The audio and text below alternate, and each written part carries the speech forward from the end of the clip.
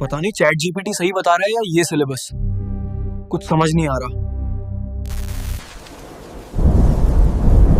क्या आपको भी लगता है कि जितना ज़्यादा मटेरियल इकट्ठा करोगे, उतनी अच्छी रैंक आएगी, उतने अच्छे नंबर आएँगे? किताबें, पीडीएफ, यूट्यूब, लेक्चर्स और अब चैट जीपीटी। हम सबको लगा था कि एआई पढ़ाई आसान कर देगा, लेकिन सच तो ये है, एआई ने आपकी पढ़ाई को और मुश्किल बना दिया है। चैट जीपीटी से केवल एक सवाल पूछते हैं और वो आपको 10 नई चीज़ों के बारे में बता देता है। आपको लगता है आप ज्ञान ले रहे हैं, लेकिन असल में आप भटक रहे हो।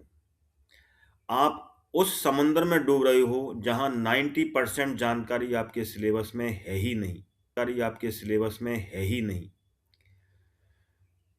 अगर आप सीरियस स्टूडेंट हो, चाहे वो जीई, नीट और यूपीएससी हो या बोर्ड्स की तैयारी कर रहे हों, तो यह भटकाव आप नमस्ते दोस्तों, बड़ा दुश्मन है। मैं हूं पुनीत तिवारी।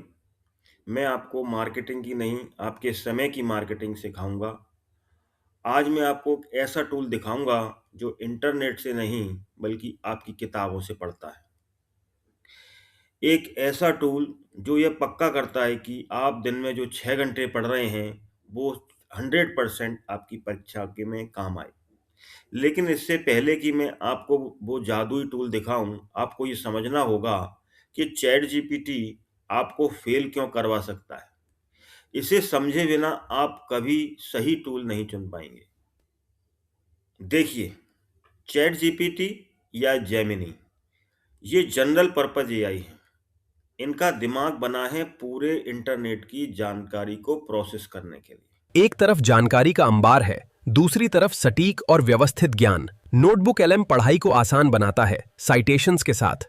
इंटरनेट पर सही जानकारी भी है, पुरानी जानकारी भी है और गलत जानकारी भी है।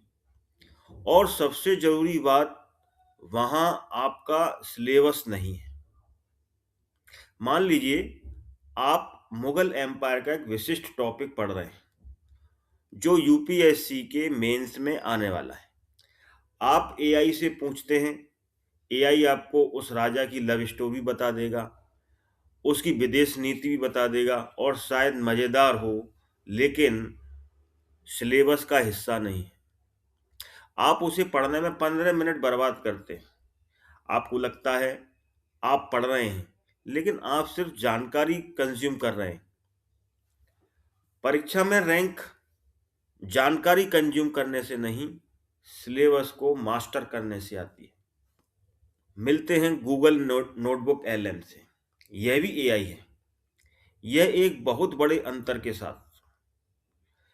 इसे फर्क नहीं पड़ता कि इंटरनेट पर क्या लिखा है। यह सिर्फ एक चीज सुनता है, आपका सोर्स मटेरियल। आप इसमें अपनी एनसीईआरटी की पीडीएफ अपलोड करते हैं, आप अपने कोचिंग के नोट्स अपलोड करते हैं, आप अपना विशिष्ट सिलेबस अपलोड करते हैं। अब जब आप नोटबुक एलएम से कोई सवाल पूछते हैं, तो ये अपना इंटरनेट वाला दिमाग यूज नहीं करता। यह सिर्फ आपकी अपलोड की हुई फाइलों को संभालता है और खंगालता है उसमें क्या है।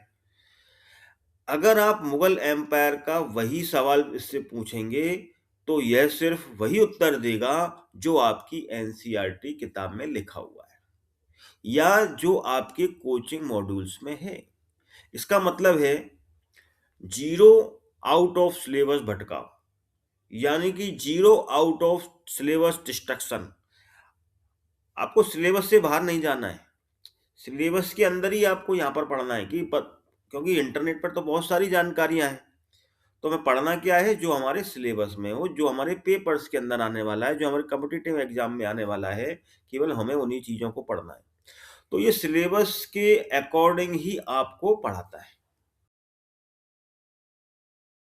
दोस्तों, परीक्षा के आखिरी 3 महीनों में सबसे समझदार स्टूडेंट वो नहीं है जो सबसे ज़्यादा जानता है।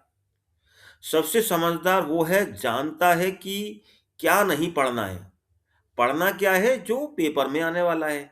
और हम पढ़ क्या रहे हैं, जो पेपर में आने वाला ही नहीं है।